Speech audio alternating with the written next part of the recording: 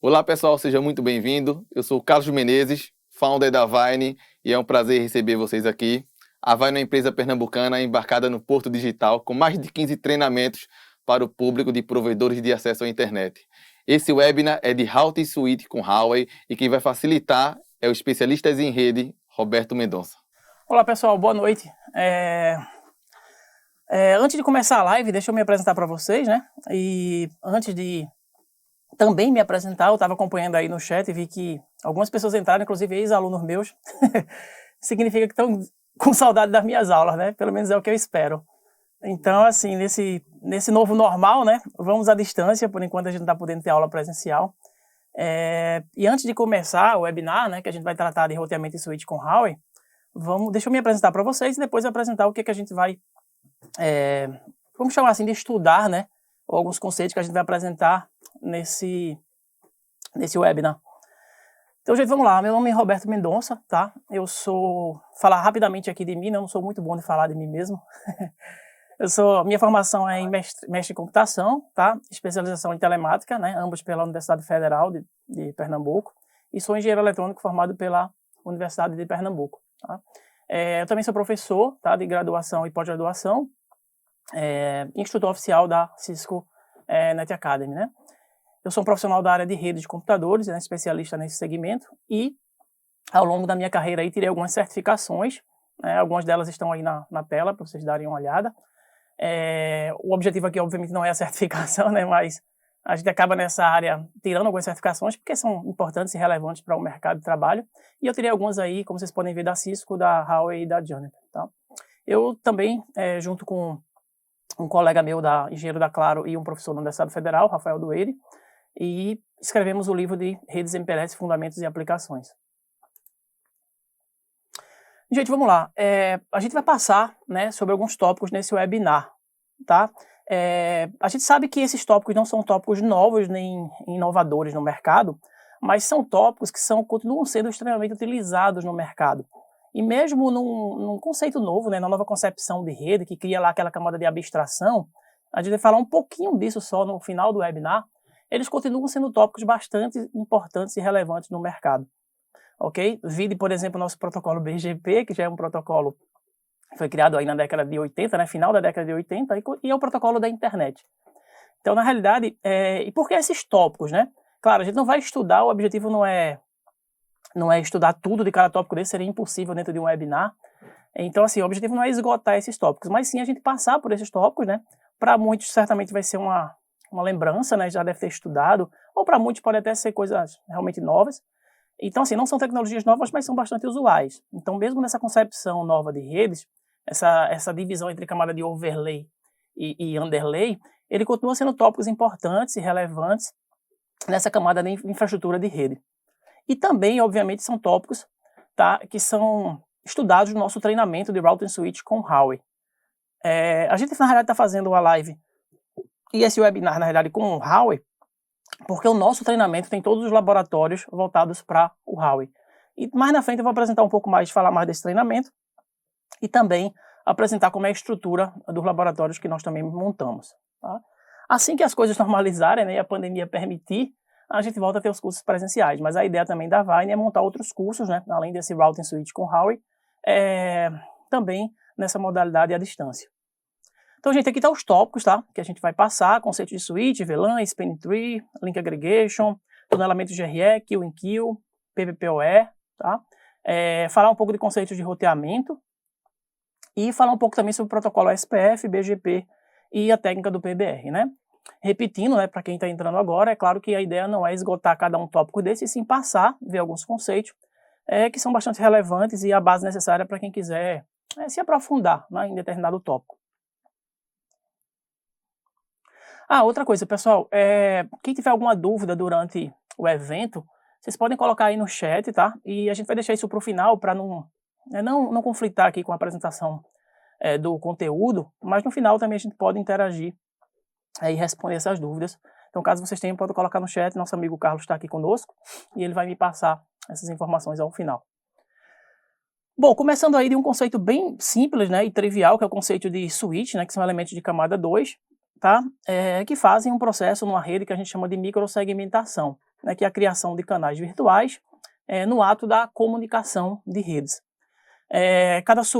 Todo switch, né, cada porta dele é um domínio de colisão, portanto, um switch aumenta a quantidade de domínios de colisão, consequentemente reduzindo colisão dentro da rede, né? Como esse é um evento de roteamento em switch com Howey, né, era normal que a gente começasse bem do basicão, né, falando esses conceitos bem simples de switch, tá? Lembrando que um switch por si só ele é um único domínio de broadcast, né, ele não filtra por padrão o broadcast, tá? Mas ele cria segmento isolado, né, que se a gente lembrar aí da evolução dos ativos de rede, né, já é uma boa vantagem em relação aos antigos hubs, que não tem essa capacidade de fazer essa segmentação. Tá? Os switches também possuem memórias internas, né, que a gente chama de buffers, que faz com que, mesmo que se o tráfego começar a ficar bastante excessivo numa porta, ele possa bufferizar, ordenar as informações para depois encaminhar. Bom, tradicionalmente os switches são dispositivos que operam na camada 2, né, do velho e bom modelo OSI. Mas é claro, a gente também tem switches, né, que podem trabalhar em camada 3. Na realidade, gente, tem switch até de camada 7, tá, que fazem balanceamento de carga por aplicação. Tá? Mas os switches mais tradicionais, eles são camada 2. Aqui está um exemplo de um switch 5730 da Howey, tá? E aqui um 12700. Tem alguns switches que são modulares, outros não são modulares. E é claro, a necessidade vai... a aquisição, na realidade, do equipamento vai de acordo com a necessidade da sua empresa, tá? Aqui a gente está dando um exemplo de um switch. Ambos são gerenciáveis, só que esse aqui não é um switch modular. E esse aqui é um switch modular, onde você pode montar, né, esse Lego de acordo com a sua necessidade. A gente costuma chamar isso de switch multilayer, né? Ou MLS, né? Multilayer switch, porque são switches que têm capacidade de trabalhar em várias camadas simultaneamente e principalmente fazer a função de roteamento, além da função de comutação que todos fazem. Bom, entrando mais assim na parte de protocolo, de funcionalidades, de implementações que você pode fazer dentro do switch, a gente tem aqui também a velha e boa VLAN. Tá? Que nada mais são do que domínios de broadcast separados, né? A gente acabou de falar que um switch ele aumenta a quantidade de domínios de colisão, mas em termos de broadcast, na realidade continua sendo um único domínio. Então você consegue quebrar domínios de broadcast em camada 2 com o uso das famosas, né, VLANs. Né? Por padrão, somente o roteador tem essa capacidade de quebrar a rede em múltiplos domínios de broadcast. Então VLAN na realidade é uma segmentação lógica, tá? O VLAN, como eu falei para vocês no início do webinar, né, não é uma implementação nova, mas é uma implementação que continua, né, e vida longa aí para as VLANs, continua sendo bastante usual no mercado, tá? Então, VLAN nada mais é do que uma segmentação lógica ou domínios de broadcast. Tá? No caso aqui, o exemplo, eu tenho dois domínios de broadcast, né? Domínio de broadcast 1 e 2, o vermelho e o azul, e aí o tráfego de broadcast num segmento, né, num domínio, não é impactado pelo outro domínio. E para que você possa fazer essa comunicação, você pode fazer isso através de roteamento. E a gente ainda vai falar sobre isso, tá? Bom, um conceito que é bem importante, né, em se tratando de switch, é o conceito do quadro Ethernet, tá? Gente, o Ethernet é outra tecnologia que já nasceu faz muito tempo, né? Década de 70 para 80, né, quando nasceu o experimento da rede Ethernet, e é uma tecnologia que só cresceu no mercado. A gente chamava muito de Ethernet de tecnologia de LAN, né? Ah, minha placa de rede do meu notebook é Ethernet. Continua sendo, tá? Mas hoje não dá para dizer que o Ethernet é só um padrão de LAN. Por quê? Porque o Ethernet virou também uma tecnologia de WAN, né? Principalmente porque hoje os equipamentos de rede, essencialmente, quando você adquire, né? Antigamente a gente tinha interface serial, packet over SONI, POS, ATM, né? Mas hoje em dia dificilmente você encontra, é um legado já, né? E hoje praticamente tudo que é equipamento, ativo de rede, vem com interfaces Ethernet, né? E as suas derivações, né? 10 GB, 100 GB, né? 40 GB e por aí vai. Daí um conceito bem importante é o conceito de marcação de quadros Ethernet, né? Então, quando a gente implementa VLAN numa rede, muitas vezes você quer transmitir várias VLANs no mesmo canal. E aí tem o velho e bom também, famoso .1Q, né? Que é 802.1Q. Nada mais é do que um protocolo que adiciona um tag de VLAN no cabeçalho padrão Ethernet, aumentando aí 4 bytes, né? e permitindo que você possa identificar ou diferenciar uma VLAN da outra dentro do canal trunk. Então, uma coisa que é muito importante, muitos fabricantes usam isso, né? Um frame está untagged e um frame está tagged. Isso causa uma confusão danada na prática. Mas nada mais é do que, quando você fala que um frame é untagged, é porque ele não sofreu a marcação feita pelo protocolo .1Q. Então, é um frame Ethernet tradicional, tá? Que é o famoso 802.3.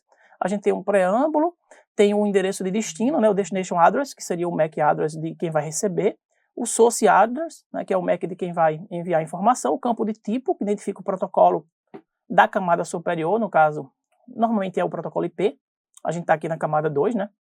Aí tem o campo de dados, que é o que você vai transmitir, e o campo de checksum. Então esse quadro aqui é um quadro essencialmente Ethernet. Então, como ele não tem marcação de VLAN, a gente chama ele de quadro untagged, né? E esse aqui a gente chama de quadro tagged, né? Quadro marcado, ou seja, ele sofreu aqui uma inserção de um outro protocolo para poder diferenciar uma VLAN da outra, tá? É relevante falar aqui também nesse tag, né, ele é um protocolo como qualquer outro, que é inserido dentro do quadro Ethernet, para marcar uma VLAN. E ele tem aqui alguns campos, né? Nesse momento, tem campo para fazer marcação, para você fazer QoS em camada 2, enfim. Mas eu queria falar mais, assim, citar aqui o VLAN ID, né, que a gente vai falar isso lá na frente, quando a gente for falar da tecnologia Kill in Kill. E aqui são 12 bits, que é exatamente 2 elevado a 12, que dá 4.096 VLANs, tá? Que é o número máximo de VLAN que você pode implementar numa caixa, tá? Então, essa quantidade de VLANs, ela vem justamente desse 12 bits do campo VLAN ID, que é inserida pelo tag .1Q. Bom, uma coisa que é importante comentar, gente, todas essas tecnologias ou esses serviços que a gente está falando aqui, na realidade, eles é um conceito geral, tá? Pode ser usado por quaisquer fabricantes. Como a gente está focando o webinar pelo fato do treinamento nosso, as práticas serem feitas em equipamentos da Huawei, a gente vai falar de alguns conceitos também que são particulares da Huawei, mas entenda que isso é exceção, não é a regra. A regra é que esses conceitos de VLAN, STP, Kill in Kill, que a gente vai falar aqui, vale para quaisquer fabricante, tá? Então, assim, quando for alguma particularidade, no caso aqui da Huawei, né, que é o foco do evento, aí eu vou citar isso para vocês, tá? Bom, o primeiro é esse aqui que eu queria falar, né? PVID. Na realidade é um nome que é muito voltado para a Huawei, mas entenda que isso aqui existe em tudo que é fabricante, tá? O que é um PVID, ou Port VLAN ID? É a identificação da VLAN que a porta vai pertencer. Então, por exemplo, aqui eu tenho PVID 2, PVID 3, PVID 1, nada mais é do que a VLAN que a porta vai pertencer. Nada mais que isso, muito simples o conceito, tá? E se você não define um PVID de uma porta de um switch Huawei, ele assume a VLAN padrão, que é a VLAN ou VLAN default, né, que é a VLAN 1, tá? Simples assim, tá? O conceito de PVID é simplesmente a identificação da VLAN que a porta do switch vai pertencer. Se você não especificar, vai valer a VLAN padrão, que é a VLAN 1. Bom, dentro do switch da Huawei, isso vai valer também para os outros fabricantes, a gente tem portas de acesso. Gente, o que é uma porta de acesso? É uma porta que vai pertencer a uma única VLAN, nesse caso aqui, a um único PVID. E aí essa porta, ela pode inserir a VLAN na entrada e retirar na saída. Então, repetindo, o que é uma porta de acesso? É uma porta do switch que vai pertencer a uma única VLAN. Ela vai receber um quadro, ó, untagged, né? Ou seja, um quadro Ethernet tradicional, Ethernet puro. Ela vai inserir a VLAN no ingresso e vai retirar no egresso. Então, nesse exemplo aqui, ó, a máquina A consegue falar com a máquina C, porque ambas estão na mesma VLAN ou no mesmo domínio de broadcast. Já a máquina B, ela não recebe esse tráfego, vindo do host A, por exemplo, porque ela está em outra VLAN, que no caso aqui é a VLAN 2, né? Ou seja, ela está em outro domínio de broadcast. Então, porta de acesso é uma porta que pertence a uma única VLAN. Já as portas trunk são portas que podem pertencer a múltiplas VLANs simultaneamente. Então, diferente da porta de acesso, onde cada interface só vai pertencer a uma única VLAN, a porta trunk, ela pode pertencer a múltiplas VLANs, né? Se eu não tivesse um tanque, o que é que eu teria que fazer? Eu teria que fazer um cascateamento entre os switches para escoar o tráfego para cada VLAN que existisse na rede que eu quero que ela passe naquele canal. Então, isso não faz sentido nenhum do ponto de vista de escalabilidade da rede, ou seja, de crescimento da rede. Então, quando a porta é trunk, e obviamente a gente tem que configurá-la como tal, a gente tem o mesmo canal passando múltiplas VLANs. Tá? E aí vale duas considerações específicas aqui para os switches da Huawei, tá, gente? Normalmente, quando você habilita o trunk, ele escoa. Quer dizer, na realidade não é normalmente, depende de cada fabricante. Tem fabricante, quando você habilita o trunk de ambos os lados, de ambos os switches, no caso aqui, no switch A e no switch B, ele passa todas as VLANs, deixa passar todas as VLANs que foram criadas na caixa. No caso do switch da Huawei, é uma lógica contrária. Quando você habilita o trunk, ele não deixa passar nenhuma VLAN. Então você tem que explicitamente dizer quais VLANs você quer permitir passar por aquele canal. Tá? Então essa é uma particularidade também de switch da Huawei. E o que é que acontece também? Tá? Uma outra particularidade do switch da Huawei nas portas trunk é que quando o quadro Ethernet chega com a marcação de VLAN que contém o mesmo, que na realidade que está igual, né, ao mesmo PVID da porta, ele retira o tagged, tá? Isso aqui é uma coisa que confunde bastante, gente. Eu vou tentar ser o mais claro possível aqui para vocês, tá? O que é que acontece? Porta trunk passa múltiplas VLANs, fato, né? Se você vai ter que especificar ou não, vai depender do vendor, né? Vai depender do fabricante. Na Huawei existe essa particularidade na porta trunk, ou seja, se o quadro vier aqui Ethernet puro, né, é o caso aqui, né, o untagged, ele vai bater nessa porta aqui que está com PVID 10. Então ele vai entrar com a VLAN 10. No Huawei, quando você habilita o trunk e o ID da VLAN do frame que chegou na porta trunk casa, né, coincide com o PVID da porta, ele retira o tagged. Tá? Então isso pode parecer estranho, né? Caramba, eu tenho uma porta trunk que é usada para fazer marcação de VLAN e ela passa o quadro untagged. Entenda, isso é uma exceção. A regra é: chegou o quadro, vai passar no trunk, ele passa com a marcação inserida pelo DOT1Q que você previamente habilitou, tá? Aqui é uma exceção quando a marcação da VLAN, ou seja, o VLAN ID, né, coincide com o PVID da porta trunk, e você pode definir a porta trunk com PVID, ele retira o tag de VLAN. Tá bom, gente? Então isso é uma exceção, tá? Porta trunk, de um modo geral, ele marca as VLANs, né? Todas as VLANs vão passar por esse canal. Bom, aqui tem uma outra particularidade também, né? Essa aqui é muito realmente específica para a Huawei, né? Que são as portas híbridas, tá? Isso aqui realmente também confunde bastante algumas pessoas, né? Porque foge um pouco aos conceitos que a gente aprende de uma maneira mais geral, digamos assim, tá? Mas isso enfim, né? É importante a gente tem que estar de olho aberto nisso no mercado. Gente, o que acontece? A porta híbrida, assim como a porta trunk, ele marca as VLANs que passam pelo canal.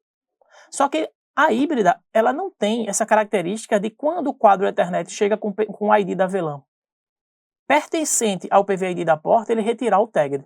Então essa característica que existe aqui, ó, na porta trunk, no switch da Huawei, não existe na porta híbrida, ele marca todas as VLANs. E o que é uma porta híbrida, né? Uma porta híbrida é uma porta que ela pode marcar uma VLAN, ela pode manter uma marcação de VLANs e ela pode retirar a marcação de VLANs.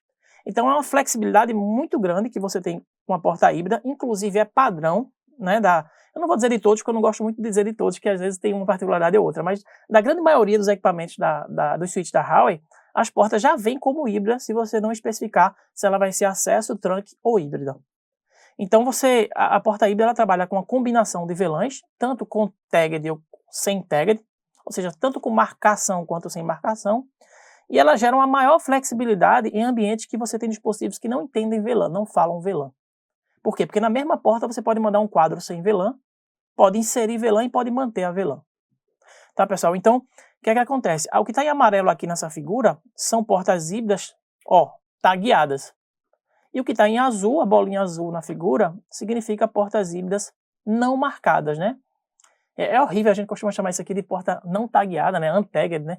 Ou destaguear a porta, é horrível esse termo, mas a gente termina portuguesando muitas palavras nesse mundo de redes, né?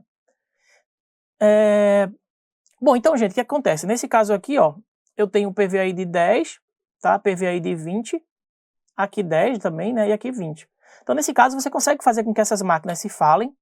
E algumas situações, que é o caso do exemplo, pode parecer estranho, mas é verdade, você consegue fazer, por exemplo, que o host A, que está entrando na VLAN 10, fale com o host D, que está na PVID 20. Caramba, Roberto, mas sem roteamento você consegue fazer uma VLAN falar com a outra? É que nesse caso, gente, obviamente que eu teria que estar com o host A e host D na mesma subrede, né? Mas o que é que acontece aqui? O quadro vai entrar com o PVID da VLAN 10, ele vai ser transmitido aqui com a VLAN 10 normalmente, tá? E se eu marcar essa portinha aqui, ó, azul, né, essa porta aqui que está no switch B, como uma porta untagged para 10, ele vai retirar o tagged da VLAN 10 e vai passar o quadro normalmente para o host D. Tá? Então entenda, isso aqui é uma particularidade do switch da Huawei. Tá? Um exemplo prático a nível de comandos que eu poderia passar para vocês, né? O objetivo aqui não é detalhar muito o comando, né? Existem laboratórios do treinamento que a gente quer passar isso para vocês. Mas assim, só para ter uma noção, gente, aqui eu estou entrando na porta 8 do switch, ela está configurada como híbrida, ok? O comando é bem simples, é Port Link Type Hybrid.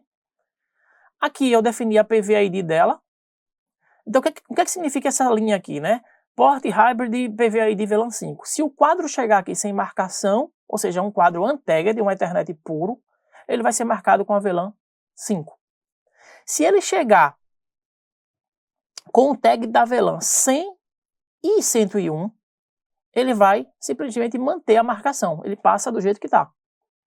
E se o quadro chegar, porque é tagged, tá? Se ele chegar marcado com a VLAN de 10 até 12, veja que aqui tem um to, né? Então ele pega um intervalo 10, 11, 12, ele vai retirar a marcação, né? Ou seja, destaguear aquela VLAN 10, 11, 12. Então perceba, na mesma porta do switch, eu posso inserir uma VLAN, eu posso manter as VLANs e posso retirar o tag da VLAN nessa mesma porta. Então isso é uma flexibilidade que de certa forma é gerada aí nessas portas híbridas, tá? Aí você pode perguntar, caramba, Roberto, mas me dá um case aí que eu posso usar essa porta híbrida. Na prática, como é que eu usaria? Claro que o uso vai depender de acordo com a necessidade da sua rede, tá bom? Mas um exemplo que eu trouxe aqui para mostrar para vocês do uso dessa porta híbrida no switch é esse aqui, tá? Que é você quer fazer, por exemplo, aqui um isolamento em camada 2. Por exemplo, o host A, o exemplo aqui seria, o host A precisa falar com esse servidor. O host B também precisa falar com esse mesmo servidor. Mas você não quer que o host A fale com o host B.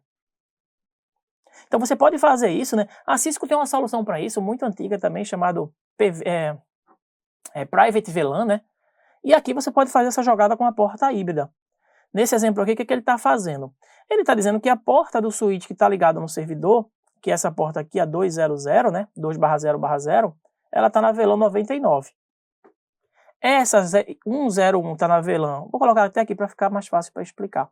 Essa daqui está na VLAN 2, tá? A giga 010, que é essa comando aqui, do PVID. E a 1024, ela está na VLAN 3. Então o que é que ele quer aqui no exemplo, né? Quem está na 2 fala com quem está na 99. Quem está na 3 também fala, mas a 2 não fala com a 3. Então para fazer isso, simplesmente fazendo essa jogada, usando esse recurso de porta híbrida do switch, o que é que você tem aqui? Ó? Configura todas as portas como híbrida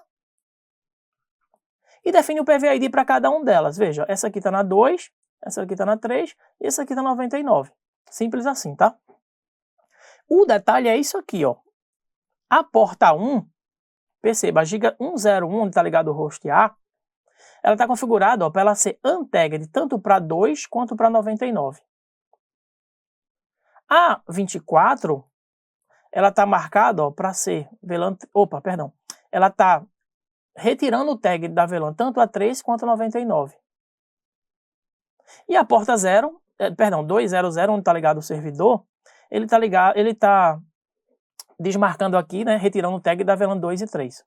Perceba aqui, nem a porta 1 ela é untagged para 3 e nem a porta 24 é untagged para 2. Então como é que na prática isso aqui iria funcionar? O host A quer falar com o servidor. Sai aqui um quadro sem marcação, né, que a gente chama de untagged, Ethernet puro. Recebe a marcação na porta 101 aqui da VLAN 2. Quando ela bate aqui na porta giga 2/0/0, ó, a giga 2/0/0 ele é untagged para 2. Tranquilo, o quadro sai aqui sem marcação e chega até o servidor. Na hora que ele vai voltar, né, o retorno, né, o quadro tem que voltar, né? A porta 0200, ela recebe o quê? A VLAN 99. Quando ela bate aqui na saída da 101, que foi quem mandou a informação, tá? O que é que ele faz? Ele retira a marcação porque a porta 101, ela é untagged para 99. E o quadro vai e ele volta. Tá bom? Então o que é que acontece? Né? Isso aqui você consegue isolar, né? O host A não falaria com o host B. Por que o A não fala com o B? Porque perceba, o A está na VLAN 2 e o B está na VLAN 3. Para o A falar com o B, eu teria que colocar a porta 101, que já está como híbrida, como untagged para VLAN 3, que é onde está plugado o host B.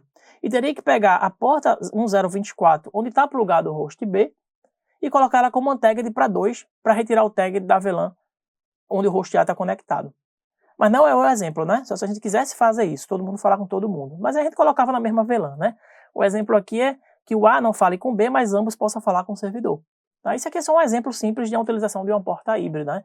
Que você percebe que você na mesma porta pode ter marcação, você pode ter retirada do quadro marcado, né? Ou seja, untagged, e pode também manter a marcação. Bom, se eu quiser fazer um roteamento entre essas VLANs, né? Isso aqui é bem tradicional também, você pode usar uma solução chamada Router na Stick, né?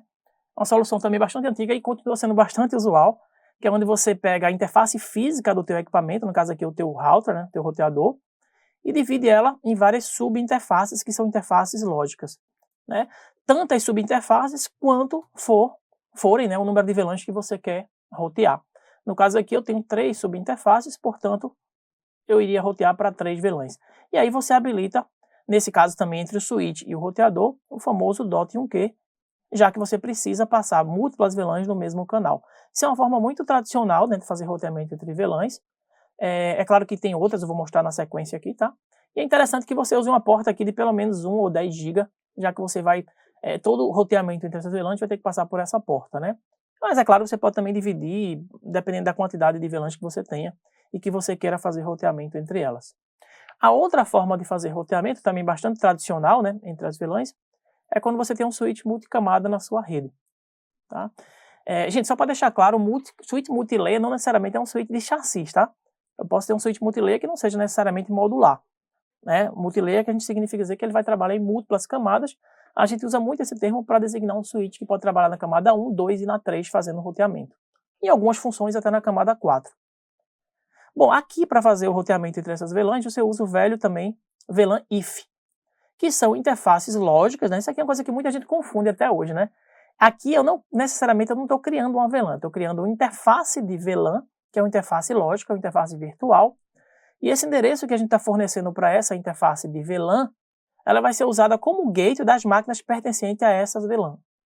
Então, por exemplo, aqui eu tenho um VLAN if número 2, significa dizer que esse número aqui é o número da VLAN. Então, as máquinas que estão na VLAN 2, no nosso exemplo aqui, o host A e o host B, vai ter esse IP como gateway, porque se ela precisar falar com outra VLAN, ela vai jogar o pacote para esse switch, nessa interface de VLAN, que por sua vez vai fazer o forward, né, vai fazer o encaminhamento, o roteamento para outra VLAN, no exemplo aqui a VLAN 3.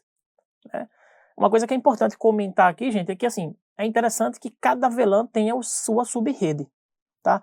Não é que não funcione se você colocar VLANs diferentes em subredes iguais. O roteamento não vai funcionar, obviamente, mas a rede funciona entre elas. Tá?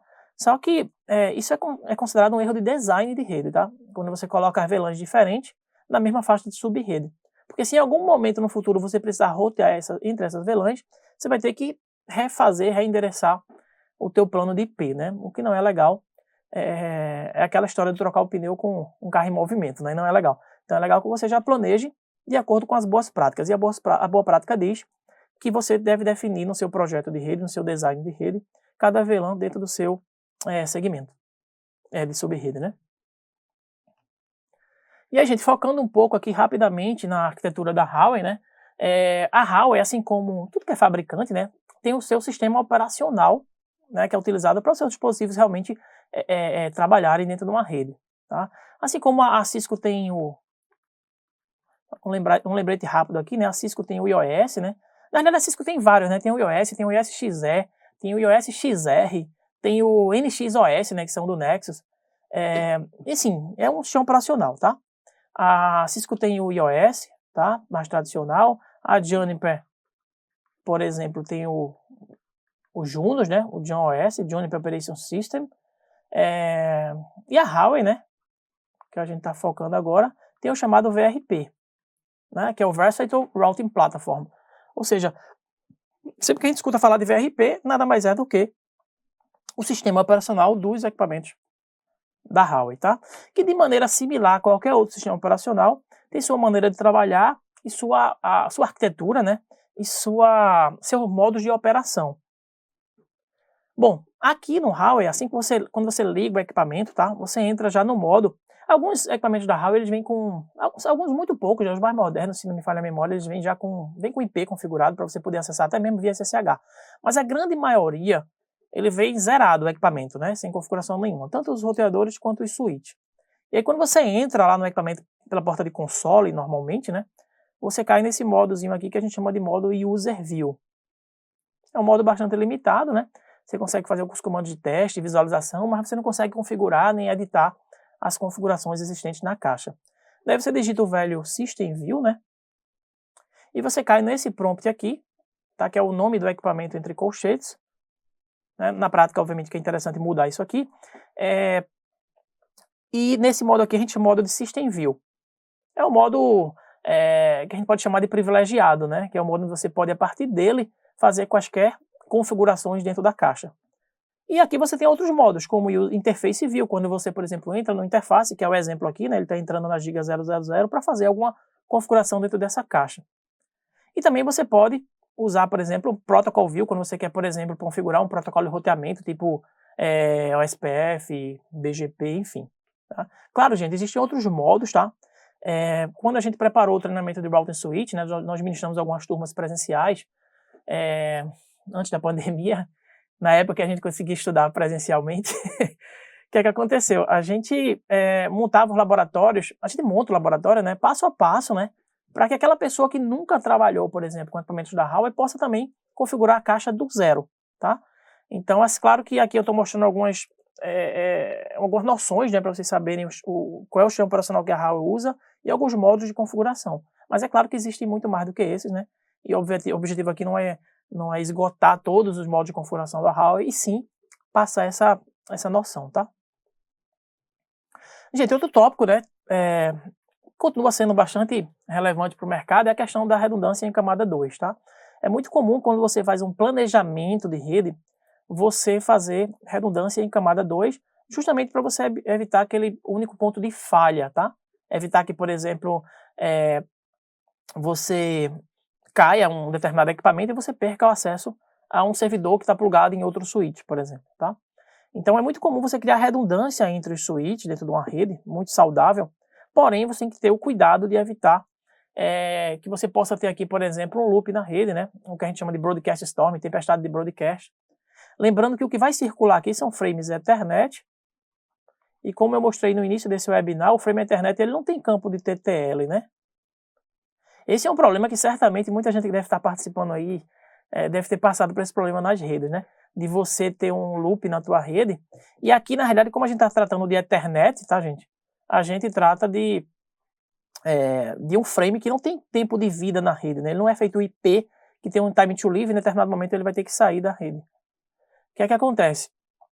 Aqui, se acontecer um loop, o resultado para você tirar esse loop vai ser desfazer esse loop. Tá? Isso, às vezes, dependendo da tua estrutura de cabeamento, da tua organização ou desorganização, isso pode ser bem complexo. Tá? Para evitar isso, né, a gente faz uso do velho e bom STP, né, padrão 802.1d, tá? que é basicamente o que o Span Tree faz. Gente. Ele é um protocolo de camada 2 que permite que você mantenha esses links redundantes entre os switches e evite um loop dentro da tua rede. E para evitar, tá, ele tem toda uma receitinha de bolo que ele trabalha, fazendo eleição de switch raiz, portas designadas, depois portas bloqueadas. E ele na realidade, ele bloqueia, né, o exemplo aqui é bem simplista, né, mas na prática você teria o bloqueio aqui de todas as portas possíveis de gerar um loop na rede. E ele sempre deixa a topologia final, depois da atuação do protocolo, uma topologia que a gente chama de loop free, que é uma topologia livre de loops, né? Ou seja, o Span Tree ele atua numa rede para você manter os links redundantes entre os switches e evitando o loop. Para evitar, ele faz o bloqueio de todos os canais possíveis de gerar esse loop. Nesse exemplo, é só um triângulo, né, entre os switches. Se ele bloquear essa porta, ele tira o loop, né? E essa porta fica totalmente ociosa, digamos assim, só vai ser utilizada se um desses outros canais forem rompidos e for preciso usá-la. Bom, dentro do processo de evolução do STP, a gente tem o 802.1W, né, também um padrão de mercado, que é o Rapid Spinning Tree, que surgiu para melhorar a convergência do Spinning Tree tradicional, que é em torno de 50 segundos. Então, o Rapid Spinning Tree, né, que também não é novidade, né, ele esse recurso vem em praticamente tudo que é caixa, e tudo que é switch, tudo que é fabricante. A Huawei também não é diferente disso. E aí o objetivo do Rapid Spinning Tree, basicamente, tá, é melhorar a convergência da rede, né? Então ele cai aí de 50 segundos para tipicamente menos que 10 segundos. Mas a forma de operar dentro de uma rede do Rapid Spinning Tree é muito similar ao que o STP faz, tá? Que é esse processo de eleição de switch raiz, porta designada, tá? Só uma curiosidade, a gente sempre fala do Spinning Tree de bridge, né? Porque bridge é um equipamento antecessor ao switch. E aí o Spinning Tree ele nasceu para trabalhar nesse tipo de equipamento. Portanto, isso foi herdado, né? Esse nome root bridge, né? Que a gente usa lá no estudo do protocolo Spinning Tree, ele é utilizado em menção a bridge porque o Spinning Tree nasceu para trabalhar nesse tipo de equipamento, tá, gente? Mas basicamente o Rapid, o nome já é bem intuitivo, ele é Rapid porque a ideia é melhorar a convergência dentro da rede STP, ou seja, se cair um canal, ele vai rapidamente subir um outro canal para tornar a rede o menos down possível, né? E aí, seguindo no processo de evolução do STP, a gente tem o 802.1S, que é o MSTP. Então, gente, ó, STP 802.1W, RSTP 802.1, STP 802.1D, que é o tradicional, o Rapid Spinning Tree 802.1W, e tem o MSTP, que é 802.1S, tá? Esse aqui talvez seja um dos mais implementados hoje em dia, pelo fato do STP e o RSTP, os tradicionais, eles deixarem muitas portas ociosas. Tá? Aí você tem um desperdício de porta muito grande. O MSTP ele já melhora isso. Tá? Ele surgiu depois, né, obviamente, na realidade, antes das VLAN. Na realidade, quando surgiu o STP, não se tinha ideia ainda de VLAN. Então, se uma porta tivesse bloqueada, ela estaria bloqueada para todas as VLANs. Depois, com o conceito de VLAN, que surgiu depois, o que é que acontece? Você pode, com o MSTP, fazer um balanceamento de carga de VLAN na tua rede. Então, você pode criar instâncias, tá? No caso aqui, o exemplo é instância 1 e instância 2, mas essa quantidade vai depender da tua rede e da quantidade de VLANs, e você inserir as VLANs dentro dessas instâncias. E o Spinning Tree ele vai atuar por instância, ou seja, uma instância, considere que é um grupo de VLANs que você inseriu dentro dela. Então, qual é a vantagem disso? A vantagem de criar MSTP é que você tem uma convergência por instância independente, né? Instância 1 e instância 2, e você pode ter, por exemplo, uma mesma porta que ela vai estar bloqueada para um grupo de VLANs que estão numa determinada instância, e ela pode estar encaminhando o tráfego para um outro grupo de VLANs que estão em outras instâncias. Então, você não deixa a porta ociosa o tempo todo, né? Isso é uma vantagem muito grande do MSTP, inclusive, novamente, né, não vou falar de todos, mas a grande maioria dos switches da Huawei, eles vêm por padrão com esse modo de Spinning Tree, é o MSTP. Ok, gente? Então, nessa figura aqui, por exemplo, vocês percebem que tem vários cenários aqui de possíveis loops, né? E a única porta que ficou bloqueada para as duas instâncias, né, que contém uma determinada quantidade de VLANs, nesse exemplo aqui está até mais claro, né? A instância 1 ela tem VLAN de 1 a 10 e a instância 2 tem VLAN de 11 a 20. Então, eu poderia dividir aí cada instância com 10 VLANs. Tá? Isso também não tem uma regra, você vai de acordo com sua arquitetura, sua topologia da rede, sua necessidade. Então, nesse caso aqui, essa portinha aqui ligando o switch 3 ao 4 foi a única que ficou bloqueada para os dois canais, né? Para as duas instâncias. Mas todas as outras, perceba, o azul e o verde, você tem escoamento de tráfego. Então, a grande vantagem do MSTP é você poder, de forma inteligente, de forma planejada, distribuir a carga de VLAN dentro da sua rede. Isso funciona muito bem, tá? Desde que, obviamente, bem planejado e bem configurado. Bom, outra função também que é bastante utilizada, né? Isso aqui era muito utilizada, essa função era muito utilizada mais para o ambiente de rede local, né? Mas hoje em dia se usa muito no mundo de provedores também, que é o Link Aggregation, tá? Que é também uma forma de você poder fazer melhor uso das interfaces do teu switch, tá? E fugir um pouco desses bloqueios aí do Spinning Tree, tá? Então, o lag significa Link Aggregation, né? O lag, como também a gente pode chamar, tá? E aí ele tem, no switch da Huawei, ele tem basicamente dois modos de configuração, tá, gente? O modo manual e o modo LACP. Né? O LACP é um protocolo de mercado, tá, gente? Aberto. É o 802.3 AD, é um padrão. E a diferença basicamente entre esses dois modos é que no modo manual, todas as portas do switch, tá? Elas vão fazer parte da agregação e vão ter tráfego escoando por elas, né? Um balanceamento de carga ali acontecendo, tá? E o LACP, ou esse outro modo, o que é que acontece? Você pode colocar todas as portas na agregação, porém você pode definir quais delas vão ter tráfego escoando e qual delas vai ser backup. Por exemplo, nesse cenário aqui de 3 portas, eu tenho 2 delas como ativo e uma delas como backup. Ou seja, essa porta que está tracejada aqui em vermelho na figura, gente, ela só vai ser utilizada caso uma das outras duas venham a cair. Tá? Então ele é uma agregação também, só que no modo LACP você pode definir qual porta vai ser ativa, ou seja, vai ter um tráfego efetivo escoando por aquele canal, e qual porta vai ser backup. Já no modo manual, você insere as portas, né? A gente chama isso aqui no hardware de Interface Ether Trunk. Tá? Ether Trunk.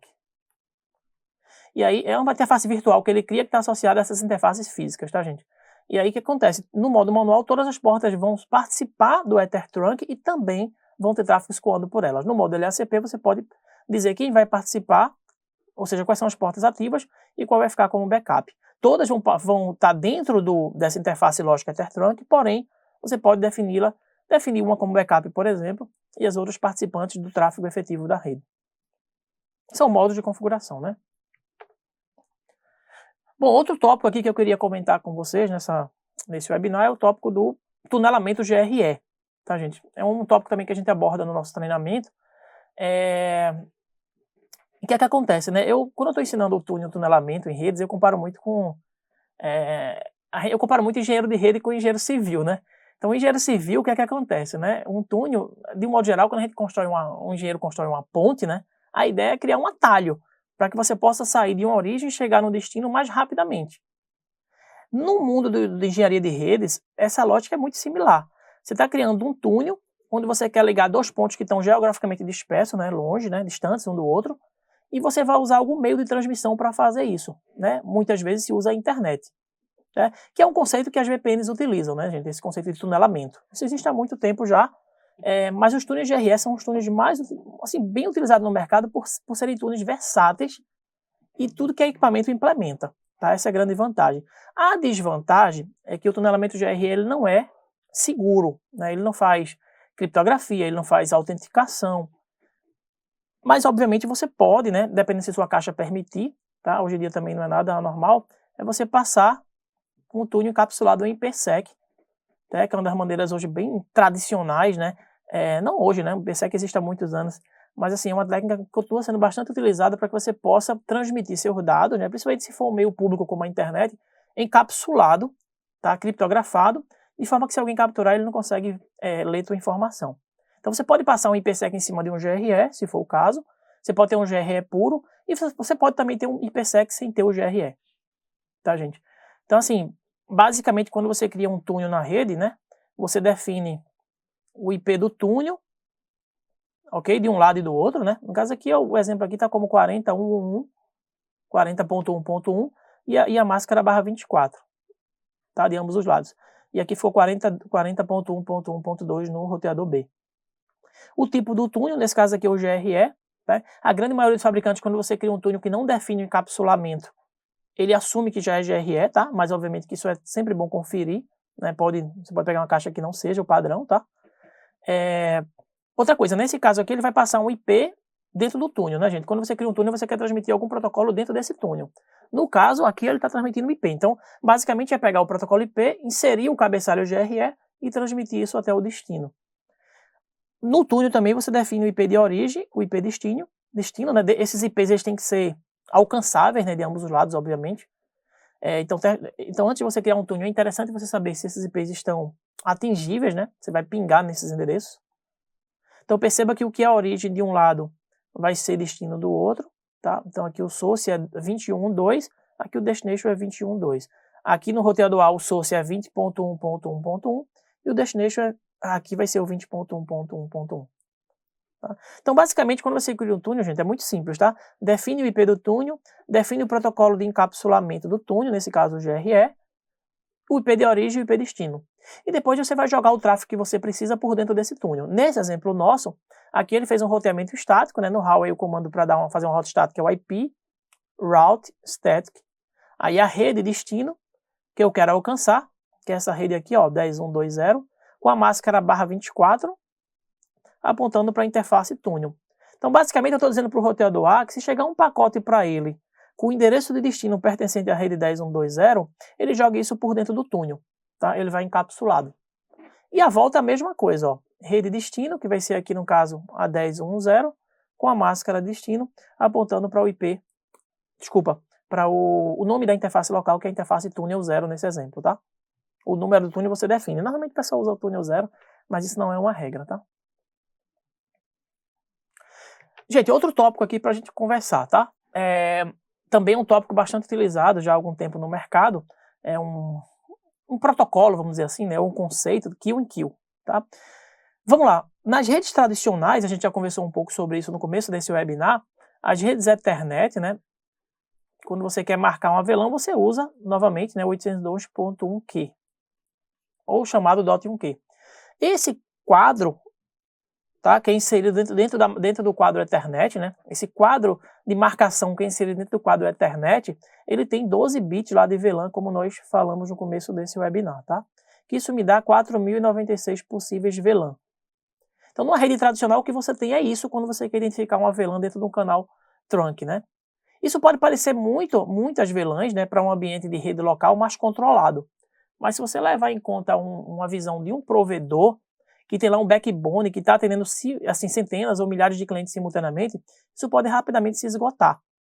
Até porque você teria que passar uma VLAN ou múltiplas VLANs para cada cliente, e esses clientes seus, né, do seu provedor, não podem utilizar a mesma VLAN. Né? Caso contrário, você teria o mesmo domínio de broadcast aí, o tráfego de um cliente sendo enxergado por um outro cliente, que seria um grande furo. Então, o que é que acontece? Para resolver isso, né, vem essa técnica do kill in kill, que nada mais é do que você inserir um quadro, duas marcações, né, de VLAN dentro do mesmo quadro Ethernet. E aí, nesse caso, essas VLANs do cliente vão passar de forma transparente dentro do provedor. Aí, nesse caso, você pode até ter uma repetição de VLAN entre clientes diferentes. É até esse exemplo aqui, ó. Se você perceber, eu tenho aqui dois clientes, né? O cliente A está representado aqui como Custom A e aqui o cliente representado como Custom B. Eu tenho o VLAN aqui de 1 a 100, ó, nesse cliente A, e o cliente B, ó, ele também usa uma VLAN de 50 até 100, ou seja, entre 50 e 100 eu tenho, né, VLANs que coincidem entre empresas diferentes. Né? Quando você usa kill in kill, isso não é problema. Por quê?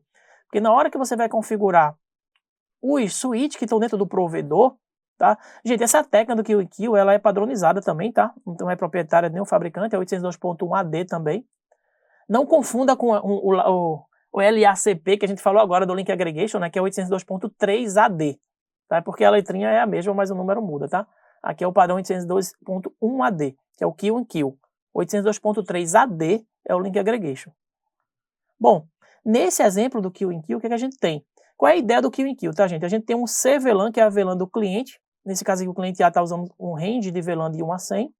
E o cliente B, né, está usando VLAN de 50 a 100.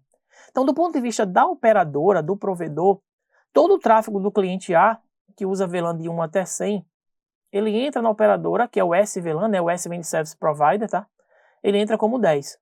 Então, para a operadora, vai valer aqui essa VLAN 10, que vai escoar pelo backbone inteiro e vai ser retirado lá no final. Já o cliente B, ele usa as VLANs de 50 até 100, e o tráfego vai entrar como VLAN 20. Então, os switches que estão aqui, gente, dentro da operadora, tá? Eles precisam saber e precisam deixar passar isso no trunk, a VLAN do provedor. Então, ele insere essa VLAN na entrada, tá? Essa VLAN ela é lida ao longo do caminho, a VLAN que é inserida pelo provedor, e é retirada lá no destino final. Tá? Então é como se realmente eu estivesse fazendo um tunelamento, né? de um site a outro desse mesmo cliente, passando o provedor de forma transparente. Só que ele está passando isso com outra VLAN que ele inseriu, e essa VLAN sim, ele tem que administrar. Tá? Dentro do kill in kill, a gente tem dois modos de funcionamento. A gente chama de Basic Kill in Kill, ou Tunnel Kill in Kill, que é a mesma coisa, tá, gente? Justamente porque essa ideia de um tunelamento mesmo, né? É como se fosse um túnel que eu estivesse criando de um site a outro dentro da mesma empresa. Então perceba nesse exemplo, ó, Esses switches que estão aqui no meio, ó, estão chamados de PE ou Provider Edge, eles representam os switches da operadora, tá?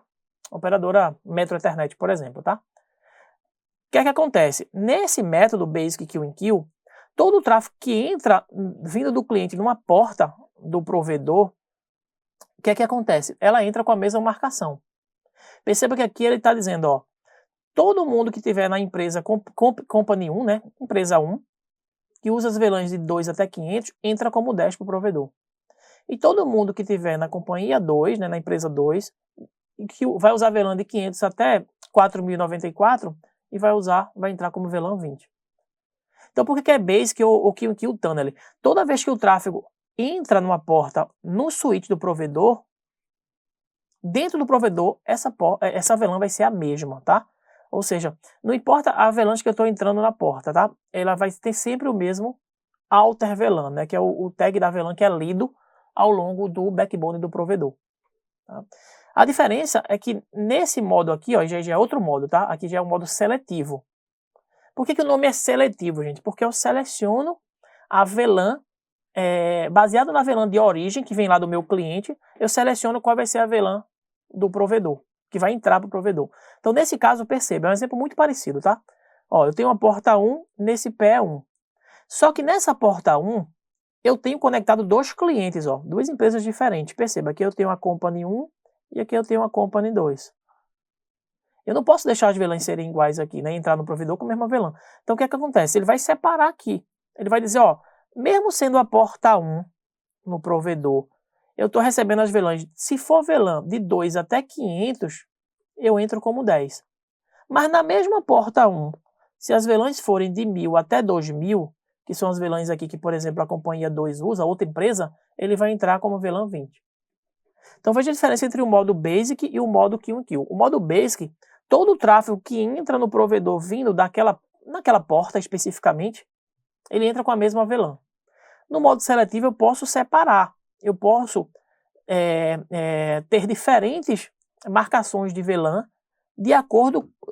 marcações de VLAN na entrada do provedor, de acordo com as marcações de origem que vem lá do meu cliente, ou dos meus clientes, no caso aqui são dois, entrando na mesma porta. Tá? Ah, podia ser o mesmo cliente? Poderia. Eu posso, por exemplo, ter um cliente que quer separar os serviços, né? Eu tenho um serviço de voz que eu quero que entre com a VLAN e tenho um serviço de dados que eu quero que entre com outra VLAN. Então não necessariamente tem que ser empresas diferentes como está o exemplo, tá? Podem ser a mesma empresa com serviços diferentes e ele quer que entre no provedor até para um isolamento de tráfego, até para uma melhor qualidade da transmissão, se for um vídeo, por exemplo, ele quer que entre com outra VLAN. Isso é possível, tá? No modo seletivo. Então é importante entender a diferença, tá? O modo Basic, o tráfego que vem do cliente, entra independente da VLAN de entrada, ele sempre entra no provedor com a mesma VLAN. O modo seletivo, o provedor pode selecionar diferentes VLANs, né? Dependendo da VLAN de origem que chegue na porta, no equipamento de borda dela. Outro tema, gente, passando aí nos temas mais de camada 2, né? Com exceção do GRE, que também é camada 3, a gente tem o velho e bom PPoE, né? O PPP também é um protocolo bastante antigo, né? Que é utilizado desde a época que a gente usava internet de escada, né? O pessoal deve lembrar disso aqui. A gente já usava o PPP naquela época e continuou sendo usado o PPP, tá? Encapsulado em Ethernet, desde que surgiu a questão das famosas bandas largas, né? Bom, o PPPoE, na realidade, é um protocolo, né? O PPP é um protocolo extremamente versátil, que tem muitos recursos, e o Ethernet, por si só, ele não tem tantos recursos, né? Como recursos de compressão, de autenticação. Então, por isso que na realidade, a ideia aqui é o quê? Né? Por que é PPPoE? Porque é o protocolo PPP encapsulado em Ethernet. E para que se faz isso? Para que você possa usar recursos do protocolo PPP em cima de uma tecnologia que não provê esses recursos. Tá? Isso aqui é muito usado por provedor, justamente por causa da questão da autenticação, né? Para ele poder fazer a autenticação de um usuário em um servidor, né? Que normalmente a gente chama de PPPoE Server, ou o famoso BRAIS, né? Que é o Broadband Remote Access Server. Então, nesse caso, o PPP tem toda a forma de trabalhar, né? Aquela mensageria que é trocada entre o cliente e o provedor, as mensagens de discover, né? Para que o cliente descubra o servidor BRAIS e troque informação com ele, receba um Session ID único, receba um MAC. E tem a forma também dele fazer a parte da sessão PPP efetivamente, onde ele vai trocar aqueles subprotocolos LCP e NCP, para que ele possa fazer realmente recursos do protocolo PPP. Nesse caso aqui, é mais para autenticação mesmo, tá, gente? Então, assim, no treinamento, tá, vou adiantar para vocês, a gente normalmente tem laboratórios que a gente tanto configura o lado do cliente como o lado também do provedor, tá? E a gente pode ver isso funcionando no caso nosso, a gente fez com autenticação local. Mas pode ser também utilizando um servidor Radius, por exemplo, ou Takacs. Gente, falando um pouco agora sobre a questão do roteamento, né? Vou sair um pouco aí de camada 2 e vou subir um pouco no modelo.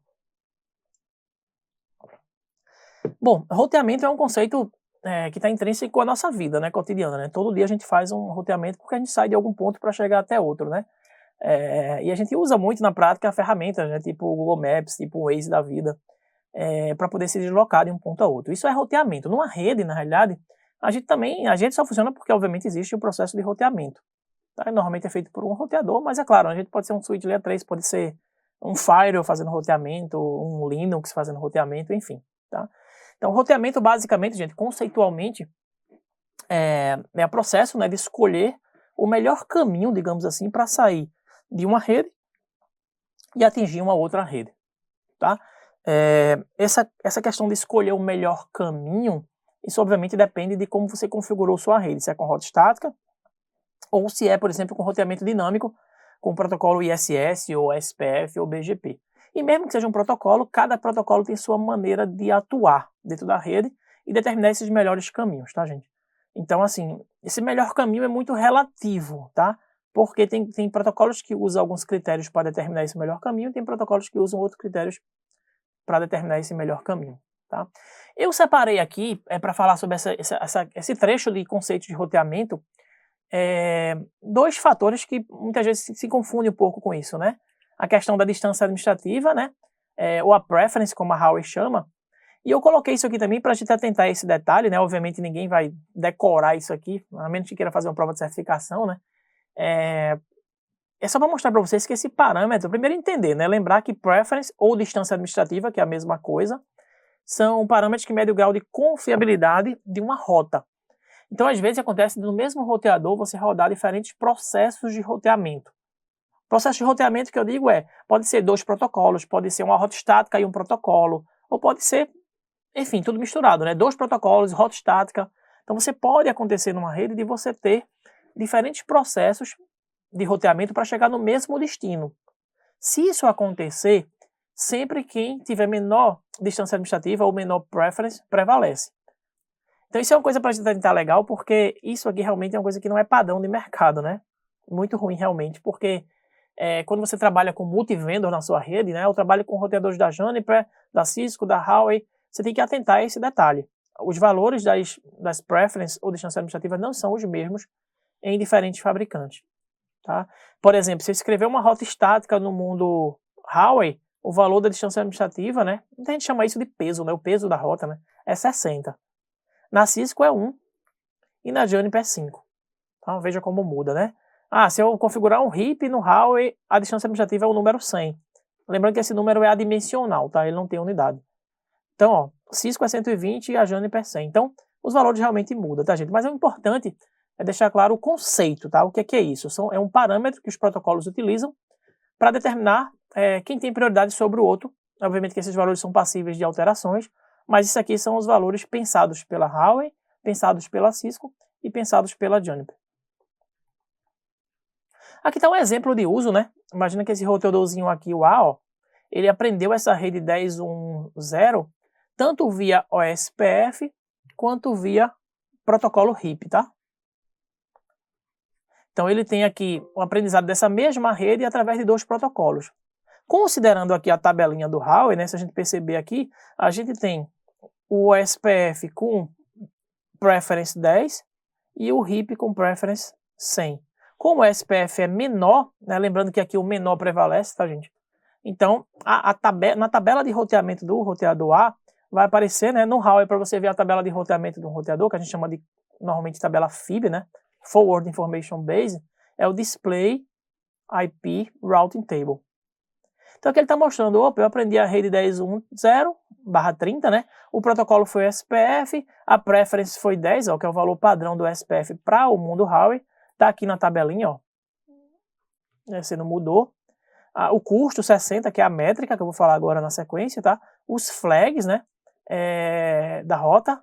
O next hop, próximo salto do pacote, né? Para atingir essa rede que ele aprendeu. E aqui a interface por onde o pacote vai sair para chegar até essa rede, no caso aqui a 10.1.1.0/30. Tá, gente? Então isso é bom. Roberto, mas se eu tiver diferentes fabricantes, o que é que eu faço aqui? É interessante você padronizar esses valores, ou para um ou para outro fabricante, mas é interessante usar sempre os mesmos valores, tá? Devia ser padronizado, mas não é. Bom, a decisão com relação à métrica, tá? Que é outro conceito também que muita gente confunde, métrica com a distância administrativa ou preference. A métrica é o parâmetro que o protocolo utiliza para determinar o melhor caminho. Aqui não é um parâmetro que é usado para disputa entre diferentes processos de roteamento, e sim um parâmetro para o protocolo determinar o melhor caminho para ele alcançar um determinado destino.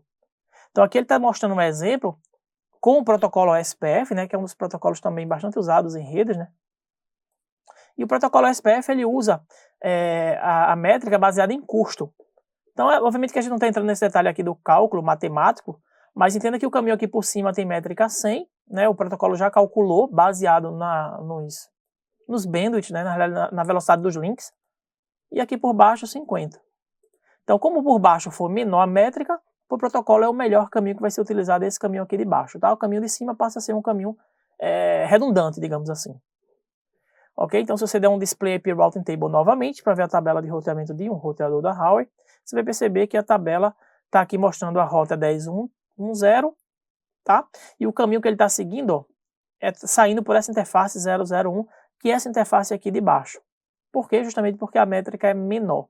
Quanto menor a métrica para o protocolo, melhor o caminho. É aquela rota que ele vai seguir. Então, não confunda a métrica, distância administrativa ou preference com métrica, tá? A preference é quando você vai precisar comparar, né? Ou seja, mais de um processo de roteamento sabe como chegar naquele mesmo destino. Aí, no caso, só um prevalece. Né? E tem que ser esse mesmo destino mesmo, tá? É a rede mais a máscara, né? É o prefixo, né? É o IP mais o prefixo, né? Da máscara. E a métrica não. Você usa quando você quer saber, o protocolo vai usar, né? Automaticamente, você pode também manipular o caminho que vai ser utilizado para alcançar um determinado destino. Bom, falo um pouco de protocolo de roteamento, gente. A gente elencou aqui, assim, 2 protocolos que são bastante utilizados, né? Mas tem o ISS também. Tem protocolos que são interiores, né? Que roteiam dentro do mesmo sistema autônomo. E tem protocolo que é exterior, no caso o BGP, né? Na prática a gente só tem o BGP para protocolo exterior. Então o SPF é um protocolo que usa o algoritmo de um matemático chamado Dijkstra, né? É um protocolo que usa o algoritmo que a gente chama de link state. É um protocolo bastante inteligente do ponto de vista de construção e de operação das tabelas, né? Lembrando que o SPF, cada roteador, ele monta 3 tabelas de roteamento, né? A tabela de vizinhança, a tabela... Na verdade, não são 3 tabelas de roteamento que a gente chama de 3 tabelas, né? É o banco de dados de vizinhança, ou tabela de vizinhança, ou como a gente chama também, tabela de adjacência. O banco de dados da topologia, que é todas as rotas que ele aprendeu para chegar a todos os destinos por todos os caminhos. E a tabela de roteamento, que é a tabela essencial, né? É a tabela que realmente o pacote chega e o roteador vai usá-la para consultar por onde mandar esse tráfego. Tá, gente? Então, assim, todo roteador que opera com SPF, ele monta essas 3 tabelas. Tabela de vizinhança, tabela de banco de dados e tabela de roteamento. Outro conceito que é interessante quando a gente estuda o SPF, né? É entender que o SPF, né, ele é um protocolo IGP, ele trabalha dentro do mesmo sistema autônomo, mas ele trabalha com conceitos de área. Ok, gente? Então, assim, é interessante quando você vai usar o SPF numa rede que você planeje o uso do protocolo. Não simplesmente sai habilitando o protocolo, né, loucamente e vai botar a rede para funcionar, porque mais na frente a rede pode crescer e você tem uma dificuldade de administrar essa rede porque a base de dados ficou muito grande, a tua caixa não é suficiente para suportar essa quantidade de rotas e você ter problema que você não teria se você fizer um planejamento do uso do protocolo. Então, o SPF, ele usa o conceito de área, tá? Cuidado para não confundir área com sistema autônomo, né? Todo mundo aqui está no mesmo sistema autônomo, né, que é a coleção de redes administradas por uma operadora, mas você pode quebrar essa rede em múltiplas áreas. Isso é uma característica tanto do protocolo SPF, tá? Quanto do protocolo IS-IS. Ambos são excelentes protocolos que usam o mesmo algoritmo, que é o algoritmo de link state, e são extremamente utilizáveis, escaláveis e estáveis e usados muito pelos provedores, tá? A questão de usar um ou outro é muito opção mesmo, muito projeto, tá? Design de rede. Mas os dois são excelentes, o SPF ele é mais usado porque é um protocolo mais difundido no mercado, é um protocolo mais conhecido, tem mais documentações, é mais comum você encontrar nos softwares dos equipamentos, né? Mas são excelentes protocolos, né? No Backbone, por exemplo, que eu trabalho, acho que eu esqueci de falar no começo, gente, perdão. No Backbone que eu trabalho, que é o Backbone do SERPRO, que é um órgão do governo federal que presta serviço, né, nós somos uma operadora também, né, desenvolvemos softwares e somos um provedor de serviço para os órgãos do governo federal. E lá a gente tem um backbone e lá a opção foi usar ISS como protocolo interior, tá, de roteamento interno. O externo sempre é BGP e o interno nós usamos ISS lá por uma questão de projeto mesmo, de design de rede, e o fabricante, na época que ganhou a licitação, ele recomendou o ISS porque ele considera que o ISS ele é mais estável e mais escalável para redes acima de 400 roteadores. Tá? Então essa questão de usar ISS ou SPF é muito opcional. São dois excelentes protocolos, né? Então assim, a escolha de um para o outro realmente é opcional e é projeto de rede. Tá? Não tem muito para dizer se um é melhor que o outro. Já usei os dois e ambos são excelentes, são estáveis e são escaláveis. Bom, aqui eu coloquei um exemplozinho, tá? Só pra gente, para alguns aqui pode ser uma lembrança, né? Para outros pode ser novidade, mas assim, o SPF é muito simples para configurar, tá? No caso dos roteadores da Huawei, você digita lá dentro do modo System View o SPF, né? O número do processo. Tá? Lembrando que isso aqui é só um número de processo local, tá? Não tem que ser igual de uma caixa para outra. E o Router ID, tá? Que apesar de ser opcional, é interessante, tá? Isso aqui é só uma identidade do equipamento, tá? É um número simplesmente simbólico que você coloca. Muitas vezes se usa números associados a loopbacks, porque são interfaces mais confiáveis, porque elas estão sempre up, é uma interface lógica, né? Não é física. Dentro do modo de roteamento, né? Lembra que lá na estrutura do Huawei eu mostrei para vocês ter um protocol view, né? O modo de configuração, de um protocolo. Então aqui é o protocol view, dentro do SPF a gente tem lá a área 0, por exemplo, e dentro da área que você já habilitou, digamos assim, né, já configurou, você vai definir o comando para definir as interfaces que vão participar desse processo de roteamento ao SPF, tá, gente? Então basicamente para habilitar um SPF numa caixa Huawei, você vai colocar o comando SPF, o número do processo, o Router ID não é obrigatório, mas é interessante sim definir, tá? A área e depois as redes que você quer divulgar.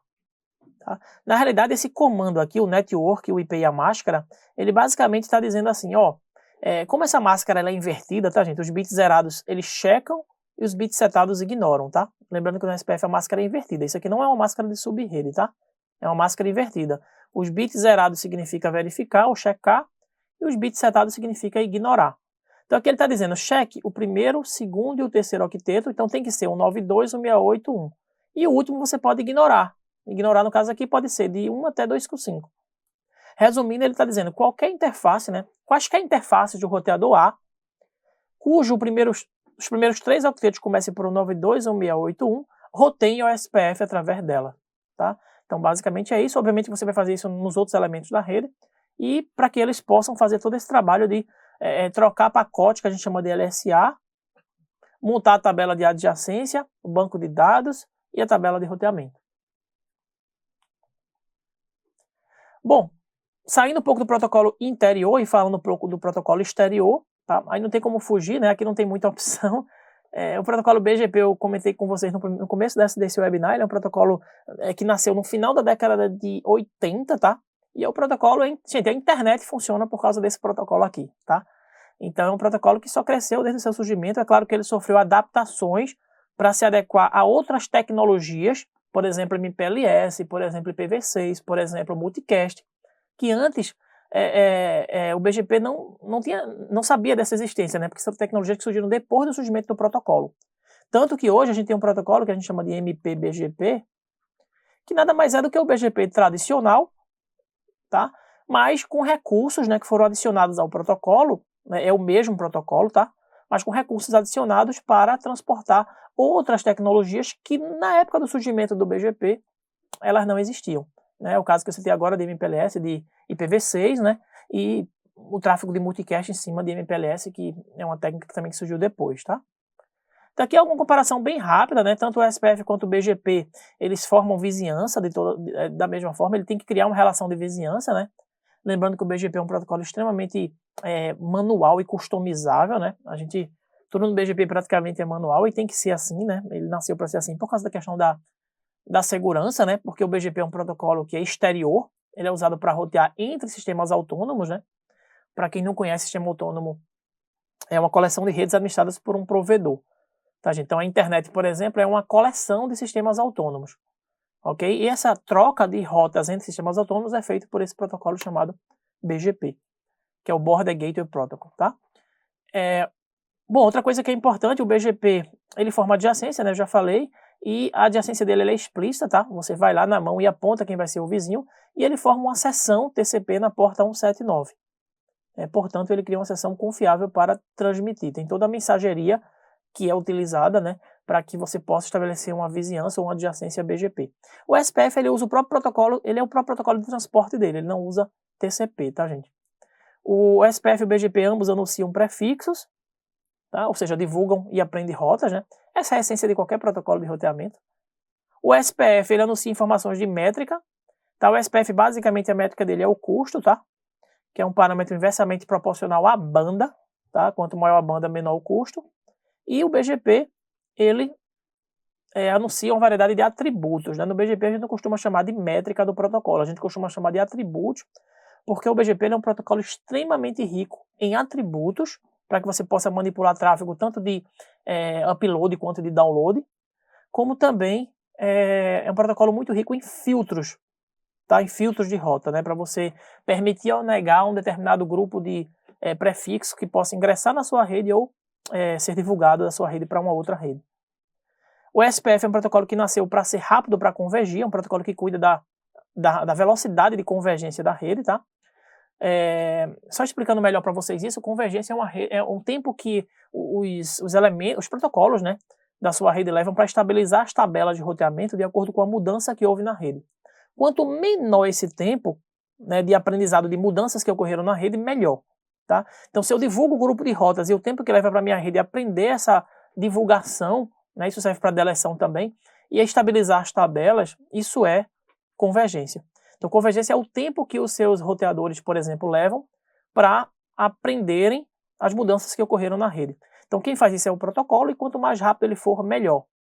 Isso é uma coisa que é muito relevante, porque isso a gente explica com detalhes de um treinamento, mas muita gente confunde. Ah, Roberto, por que eu tenho que usar o SPF junto com o BGP ou o ISS junto com o BGP? Por que não pode ser só o BGP? Gente, o BGP ele não nasceu para ser um protocolo para se convergir rápido, muito pelo contrário, ele é um protocolo lento para convergir. O BGP, tanto que ele é o protocolo da internet, ele nasceu para escalabilidade da rede, tá? Para que sua rede possa crescer, né, sem que você precise trocar de protocolo ou fazer algumas mudanças muito drásticas. Ele é um protocolo de escalabilidade. Então, todo BGP roda em cima de um protocolo interior, que normalmente é ou o SPF ou ISS. Outra coisa que é bem relevante comentar é que o BGP é um protocolo que a gente chama de Path Vector. Ele é um protocolo vetor caminho. Tá? Ele não está preocupado em quantos saltos o pacote vai ter que dar para atingir um determinado destino. O BGP está preocupado em quantos sistemas autônomos o meu pacote vai ter que passar para atingir um determinado destino. Então, por isso que ele é path vector, é vetor caminho. Esse caminho ele vem da física mesmo, direção e sentido. Então, a ideia é, eu vou carregar um vetor e nesse vetor vai ter a quantidade de AS que eu vou ter que usar para atingir aquele determinado prefixo IP, aquela rota. Quanto menor, melhor, tá?